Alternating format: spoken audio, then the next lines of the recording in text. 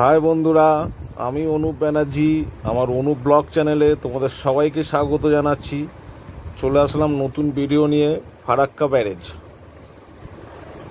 পুরোনোটা দিয়ে আমরা যাচ্ছি। সামনে দেখতে পাচ্ছ এটা নতুন ব্যারেজ, এটা তৈরি হচ্ছে, এখনো পর্যন্ত কমপ্লিট হয়নি।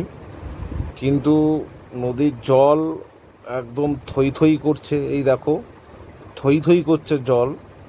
তো এই জল যদি ছেড়ে দেওয়া হয় একেবারে, তাহলে কি অবস্থা হতে পারে সেটা তোমরা ভাবো।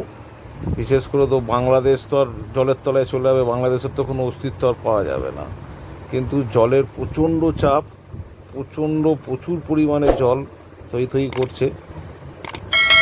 আর এদিকে পুরনো, এটা নতুন ব্রিজ, এখনও কমপ্লিট হয়নি। এই দুর্যোগের মধ্যেও ইঞ্জিনিয়াররা ব্রিজটা বানিয়ে যাচ্ছে। তো বন্ধুরা, দেখতে থাকো আমার চ্যানেলটা। আর হ্যাঁ, যারা এখনও সাবস্ক্রাইব করোনি তারা সাবস্ক্রাইব অবশ্যই করো।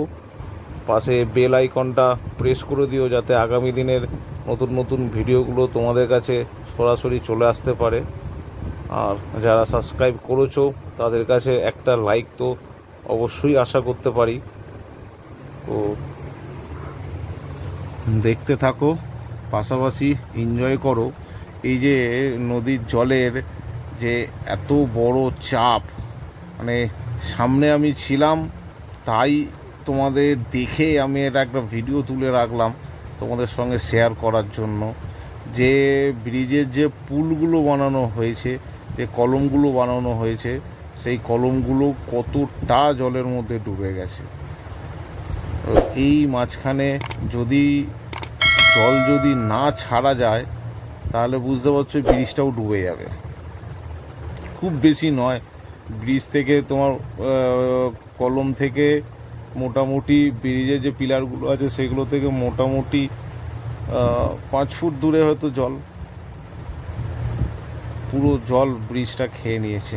তো আজ এই ফারাক্কা বাঁধের জন্যই আজকে আমাদের এত একটা বড় দেশের সম্পদ আমরা এখানে পেতে পারি। কিন্তু এই জল আবার যদি ধুমধাম করে ছেড়ে যায়, তাহলে আবার বাংলাদেশ জলের তলায় চলে যাবে। তো দেখা হচ্ছে তোমাদের সঙ্গে আবার নতুন ভিডিওতে। আর লাইক তো অবশ্যই আশা করতে পারবো তোমাদের কাছে, একটা লাইক অবশ্যই করিয়ে দিও।